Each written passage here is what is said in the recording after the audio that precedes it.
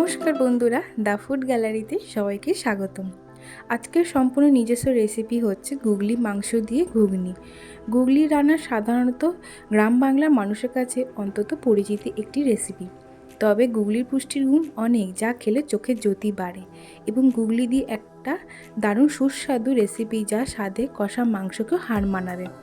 তাই আমার আজকের রেসিপি আপনাদের সাথে শেয়ার করব। তাহলে বন্ধুরা, কীভাবে আমি তৈরি করে নিচ্ছি দেখে নেওয়া যাক আজকের এই ভিডিওটিতে।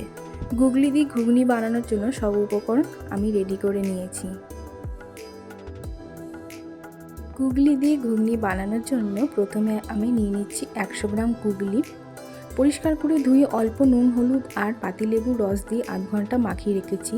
লেবুর রস দিলে আষ্টে গন্ধ থাকে না। 150 গ্রাম মটর অল্প নুন, হলুদ দিয়ে কুকারে সেদ্ধ করে নিয়েছি। দুটো ছোট সাইজের আলু ছোট করে কেটে রেখেছি। এবার আমি কড়াইতে হাফ কাপ সাদা তেল দিয়ে অল্প পরিমাণে নুন আর হলুদ দিয়ে লো টু মিডিয়াম ফ্লেমে আলুগুলোকে হালকা করে ভেজে নেব।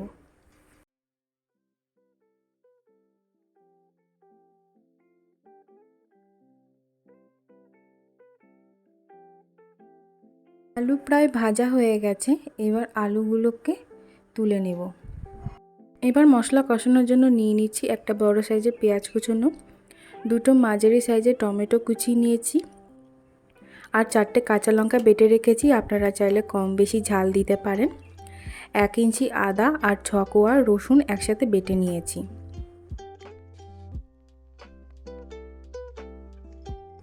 এবার হলুদ গুঁড়ো 1 চামচ, ধনে গুঁড়ো হাফ চামচ, কাশ্মীরি লঙ্কা গুঁড়ো 1 চামচ, জিরে গুঁড়ো হাফ চামচ মশলা নিয়ে নিয়েছি।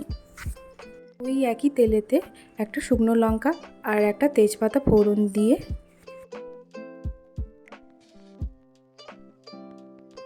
পেঁয়াজ কুচি, টমেটো কুচি দিয়ে হালকা নেড়েচেড়ে 2 মিনিট কষিয়ে নিয়ে একে একে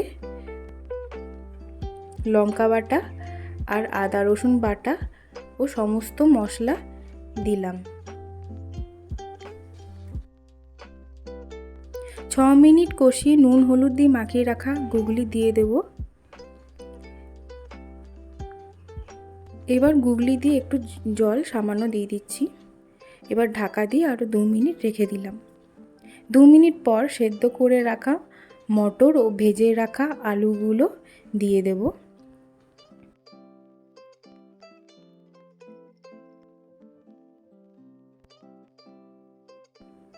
একটু কষিয়ে 3 কাপ জল দিলাম।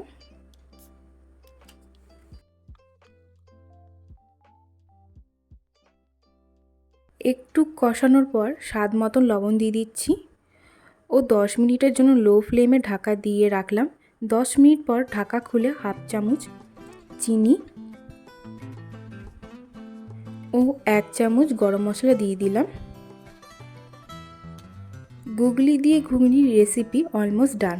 এবার একটি পাত্রে গুগলি দিয়ে ঘুগনি গরম গরম সার্ভ করব। এবার আমি গার্নিশের জন্য ধনেপাতা কুচি, শসা কুচি, লঙ্কা কুচি, তারপর লেবুর রস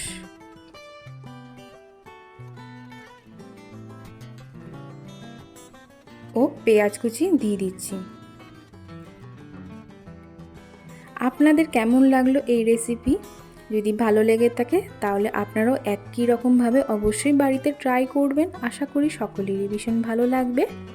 আমার চ্যানেলে নতুন বন্ধু হয়ে থাকলে চ্যানেলটাকে সাবস্ক্রাইব করার অনুরোধ রইল।